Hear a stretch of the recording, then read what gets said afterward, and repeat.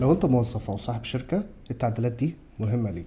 قانون العمل رقم 14 لسنة 2025 نزل بتغييرات مش قليلة، وفي الفيديو ده هقولك على 5 حاجات لازم تعرفها.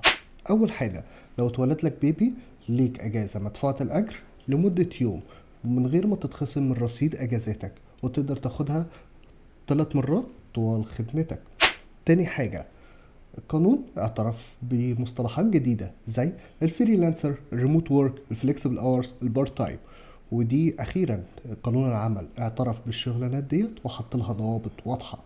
تالت حاجة، لو انت بتتدرب على حساب الشركة ومشيت قبل التدريب او المدة متفق عليها مع الشركة بعد التدريب، هتدفع تمن التدريب بس من غير تعويضات زيادة او شروط تعجيزية.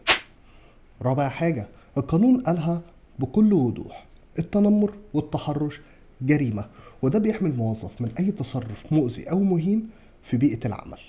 خامس حاجة، أصحاب الهمم بقوا ليهم أجازات مخصوصة، وهي 45 يوم رصيد أجازات طوال السنة، ودي جديدة كليا. لو عايز تعرف أكتر عن ال HR والأبديتس اللي فيه، ما تنساش تعمل لي فولو.